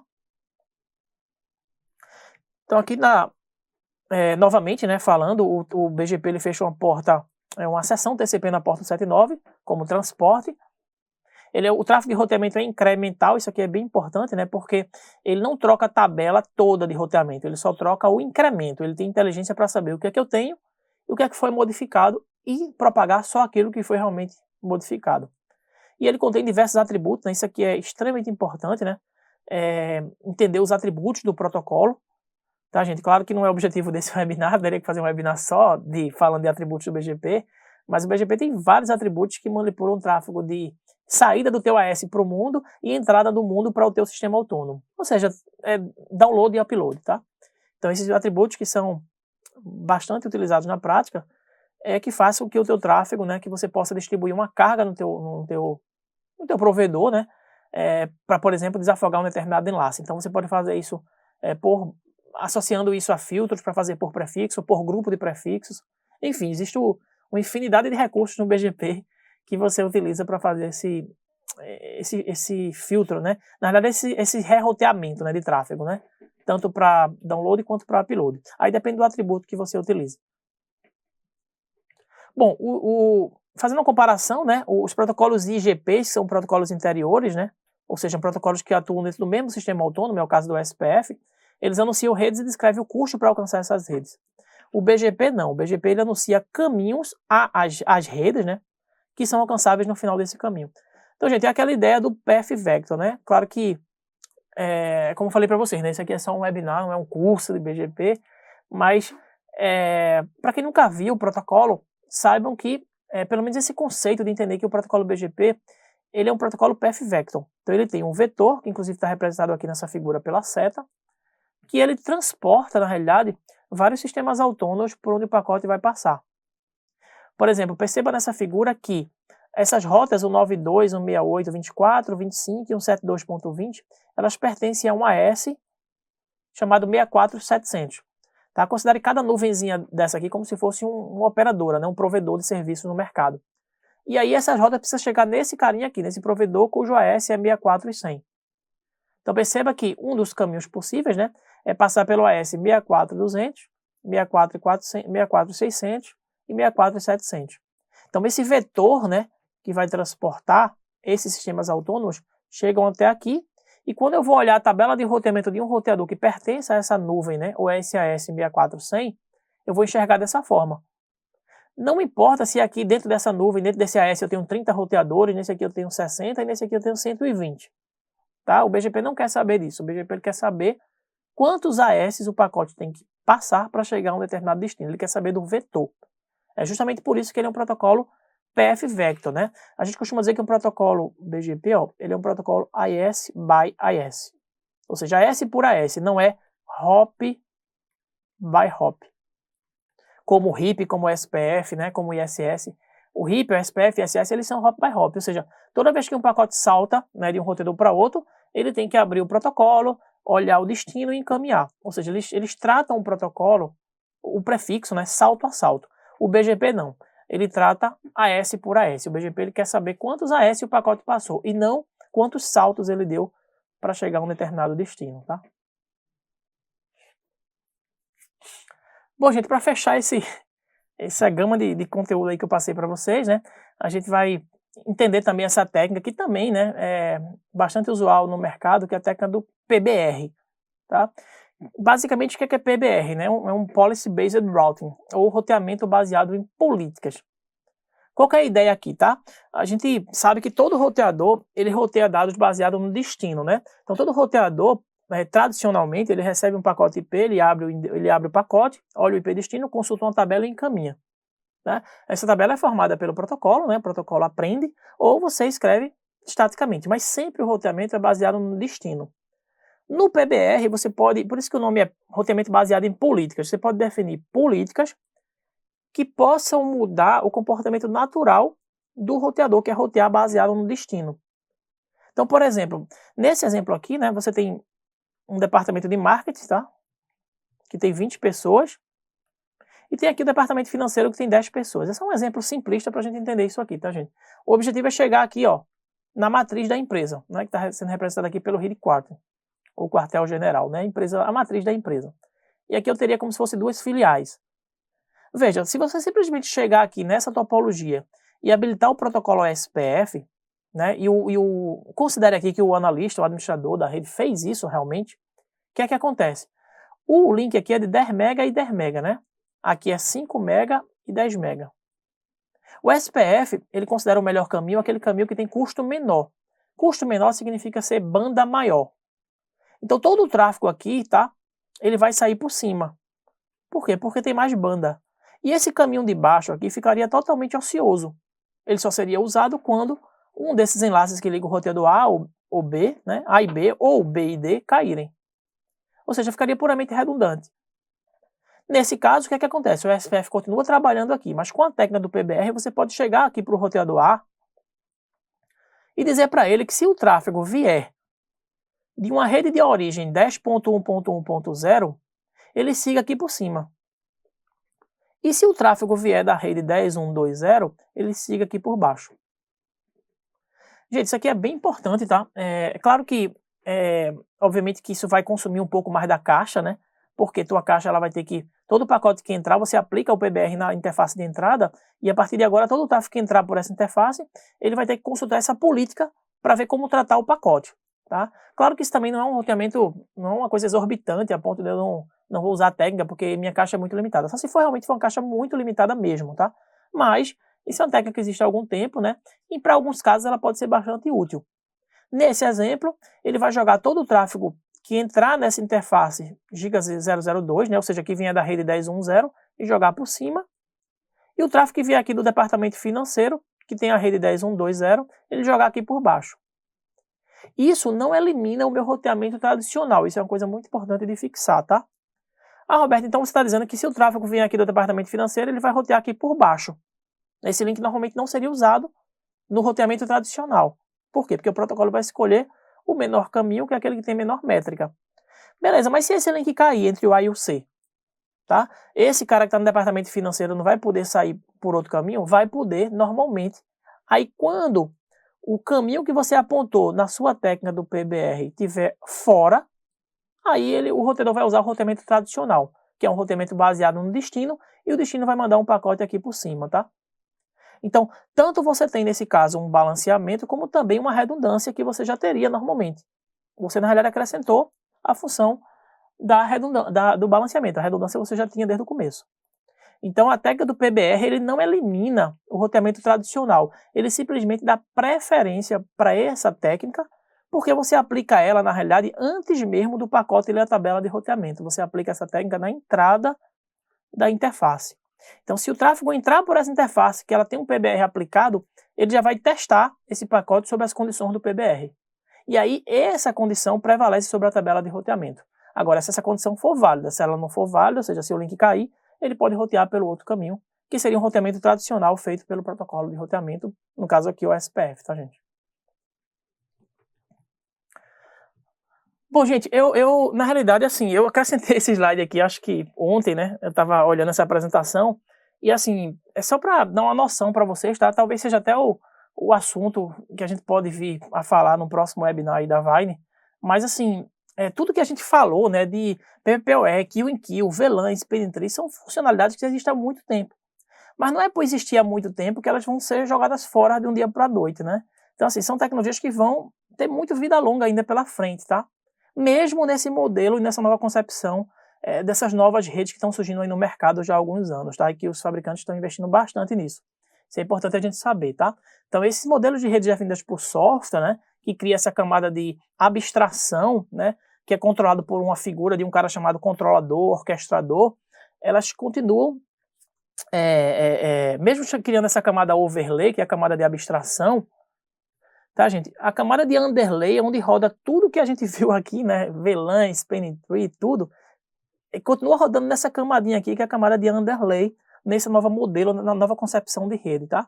Que é justamente na camada underlay onde a gente tem a infraestrutura rodando.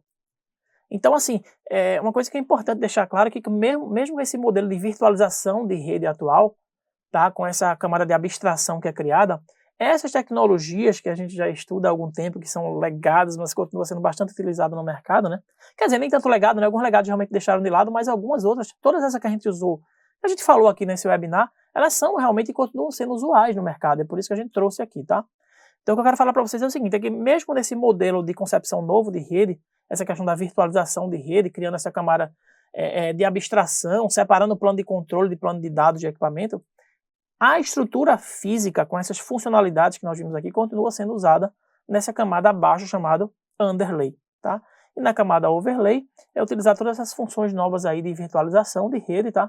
E de orquestração, né? Tudo que é fabricante no mercado tem investido muito nisso, mas é importante a gente estudar e estar alinhado com o mercado, mas isso não significa que a gente vai ter que jogar fora tudo que a gente já estudou e já conhece até então, tá?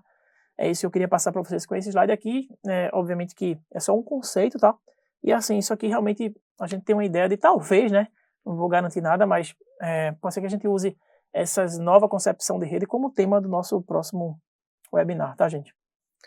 Bom, para fechar, né, rapidamente aqui, tudo que essa sequência de conteúdo que nós mostramos aqui nesse webinar estão alinhados justamente com o que a gente mostra nesse treinamento, né? A gente ministrou várias turmas, né, desse treinamento presencial, né? Talvez alguns que estejam participando aqui do evento tenham participado também presencial. A gente montou todo esse curso, né, à distância, né, nesse novo mundo, mas é claro, né, a gente espera voltar a ministrar não só esses cursos, como outros, né, de forma presencial, no futuro, espero que próximo, e claro que a gente deve ficar também com os dois ambientes, né, tanto presencial quanto à distância, a gente quer manter também, dar essa opção também para o curso à distância. A gente montou esse de Route and Switch, mas pretendemos montar outros também na área, tá, gente? Aqui está o link, saladeaula.vineacademy.com.br, para quem quiser entrar e adquirir o treinamento. A partir da aquisição do treinamento, a gente tem lá as videoaulas, né, todas as aulas que são ministradas, que na realidade são esses tópicos que a gente passou aqui, com, obviamente, detalhes de cada um, né? As aulas em PDF, os laboratórios, né? Quem tiver aqui que já foi meu aluno sabe como são os meus laboratórios, né? Meio que um passo a passo, né? Mas é importante entender o que está sendo feito ali. A gente entrega também para quem adquire o treinamento as topologias para o laboratório, porque a gente entende que não é o objetivo fazer com que todo mundo saia montando topologias na rede, né? Porque montar topologia é basicamente, gente, arrastar e soltar ícone, tá? Então a gente entrega essa topologia de ponta para você ganhar tempo, né? Eu abrir a topologia e já começa a fazer o laboratório, tá? Obviamente durante o treinamento a gente explica como é que eu copio essas topologias, mas é muito simples o procedimento, não tem dificuldade não. O simulador também, né, que é o NSP, como esse curso ele tem toda a parte prática voltada para a Huawei, a gente usa o simulador da própria Huawei, que hoje dá para fazer tudo que claro, não vou dizer tudo, né, mas pelo menos nesse treinamento dá para fazer tudo que a gente precisa, e muitas funções até mais avançadas, né, você consegue fazer no simulador, tá? As configs iniciais é porque alguns laboratórios a gente disponibiliza alguns arquivos TXT para também fazer com que o aluno ganhe tempo de não precisar configurar IP, mas são poucas coisas, se eu não me recordo aqui, são 2 laboratórios que a gente dá as configs iniciais para que o aluno ganhe tempo, tá, gente? E aí, os laboratórios do curso, eu queria rapidamente apresentar para vocês aqui, os laboratórios do curso são exatamente assim, tá? A gente entrega, né, são 12 laboratórios que esse treinamento possui, e eles, por exemplo, vou abrir aqui o primeiro, que é de conceitos básicos, né? Que é um laboratório que a gente não só implementa as VLANs, né, que é o objetivo principal desse primeiro lab, mas também fazer o passo a passo aqui, os comandos iniciais, para quem nunca mexeu nos equipamentos da Huawei, tá? Então perceba que a gente está aqui desde usando o User View, a gente entra no modo System View, configura o nome, define horário, cria um banner, tudo isso na realidade são configurações preliminares que a gente deve fazer nas caixas dos equipamentos da Huawei, para que depois, nesse caso aqui é um laboratório de VLAN, né? A gente configura acesso remoto via Telnet, SSH, né, que é o S-Telnet da Huawei, cria usuário, senha, local, enfim. Tá? Então, essa topologia aqui que eu falei para vocês, que a gente entrega ela pronta, tá? Então, se a gente abrir, por exemplo, essa topologia, como a gente entrega para vocês terem que montar, você pode abrir aqui direto dessa forma, tá? Então, aqui essa topologia já está montada, tá? Para entrar no equipamento é extremamente simples, né? Botão direito, você vai startar o equipamento e depois você entra aqui para configurar, tá? Simples assim, tá? Aqui eu estou entrando aqui no switch 1 e aqui no switch 2.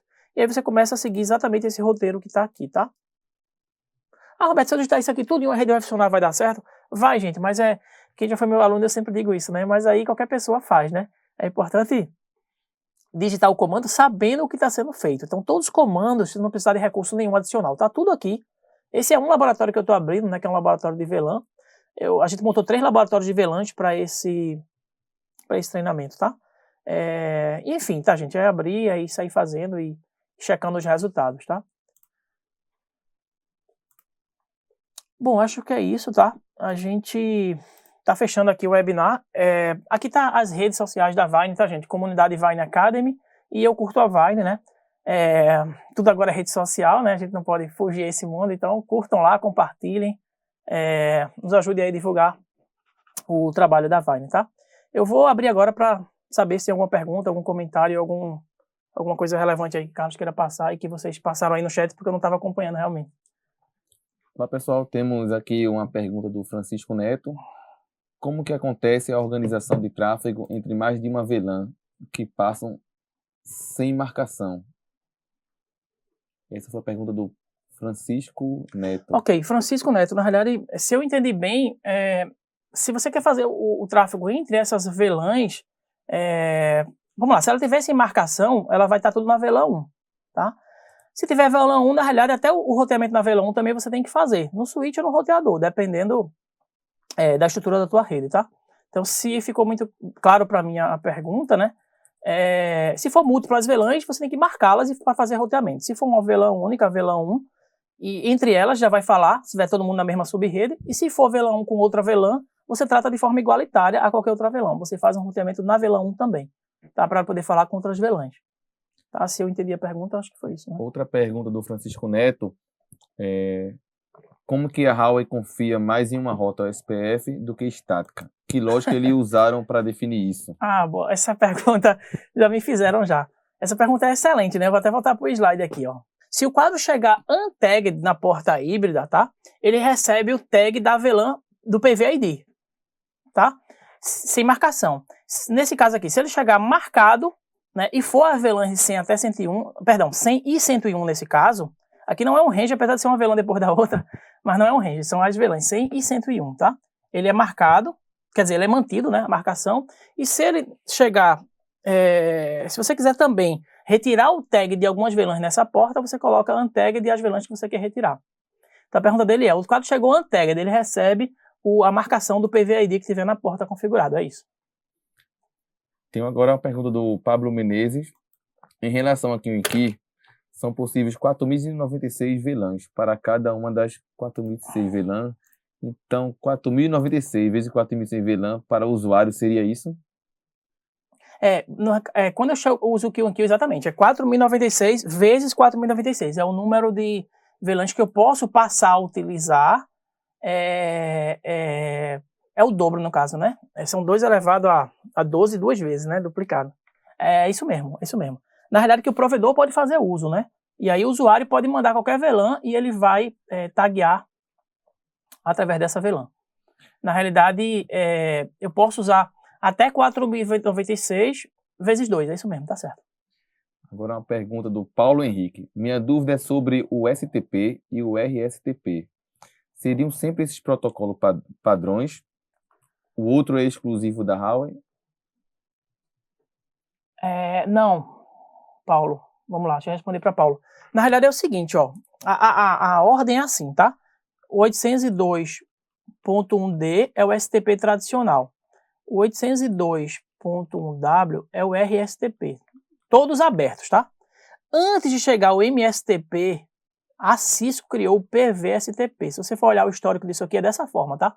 A Cisco criou por VLAN Span Tree. Esse é proprietário da Cisco, tá? Aí depois, só que é o seguinte, qual é o problema disso? Você tem uma instância de Span Tree por cada VLAN. Então, se você tiver, por exemplo, 10 VLAN na sua empresa, vão ser 10 instâncias de VLAN, de Span Tree, né? Então, todo aquele processo, se você já estudou, de eleger um switch raiz, porta raiz, vai ser feito por VLAN. Então, isso foi a Cisco quem criou, né? Até porque quando o Span Tree nasceu, não existia o conceito de VLAN ainda. Aí veio o 802.1S, que é o MSTP, né? Que é esse aqui, obviamente, por ser 802.1S, é padrão de mercado. Consequentemente, esse aqui é aberto e hoje, eu diria que é hoje um dos mais usuais, justamente porque você pode otimizar o uso do protocolo na rede, né? E aí evitar que você tenha muito desperdício de interfaces, né? Você pode utilizar várias interfaces simultaneamente. Então, acho que isso aqui responde a pergunta dele, tá? Não tem nenhum proprietário da Huawei diretamente, né? Eu nunca posso dizer nunca, porque pode ser que tenha algum que eu desconheça, tá? Mas assim, o tradicional de rede são esses aqui, tá? Até a própria Cisco, né? Normalmente hoje não implementa PVSTP, implementa o MSTP, que é o aberto. Que inclusive é muito melhor, porque você pode ter uma utilização do Span Tree por instância, e nessa instância ter múltiplas VLANs, né? Você desafoga mais o processamento da caixa. Tem a pergunta agora do Silvio Melo. Em um switch Cisco, é possível setar em uma só porta uma VLAN de dados e uma VLAN de voz? Na Huawei também é possível? Ótima pergunta. É a mesma coisa. É a mesma coisa. Essa é uma exceção, entendeu, Silvio? O Silvio também foi meu aluno na Nassau. Na realidade, o que é que acontece? Do mesmo jeito que no Cisco você tem uma porta... Essa é uma exceção, tá? Por que é uma exceção? Eu digo que é uma exceção porque é uma porta de acesso que recebe mais de uma VLAN. Aí, nesse caso, é uma VLAN exclusiva para voz. Tá? Então, respondendo a pergunta dele, é igualzinho a Cisco. Você pode definir uma VLAN de dados e uma VLAN de voz na mesma porta. É igualzinho. E essa porta não é trunk, tá? Curiosidade, essa porta é uma porta de acesso. Me perguntando aqui, boa noite, professor. Por se tratar de um protocolo antigo da Cisco, como o VTP, a Huawei ela também tem um protocolo idêntico ou melhorado? Tem. A Huawei tem um protocolo, a gente não mostra isso no curso porque eu confesso que é muito pouco utilizado na prática, tá? Mas tem sim, eu confesso que eu esqueci realmente o nome do protocolo agora. Se não me falha a memória, tá? Eu vou até abrir o Notepad aqui na minha máquina. GRVP. Se não me engano, o nome é esse aqui, tá? Que faz a mesma função do VTP. Mas enfim, respondendo a pergunta dele, sim, a Huawei tem o mesmo protocolo que gerencia as VLANs. E aí vale a mesma lógica, só tem sentido usar se você tiver múltiplos switches com múltiplas VLANs e todos forem do mesmo fabricante. Porque aí você cria lá o seu master, né? E você configura um e ele replica as VLANs por demais. Então é a mesma ideia do VTP da Cisco, tem o equivalente na Huawei, tá? Bom, gente, é isso, tá? Eu vou colocar a rede social da Vine aqui para que vocês possam curtir, nos acompanhar. Queria agradecer aí realmente a participação de todos no webinar.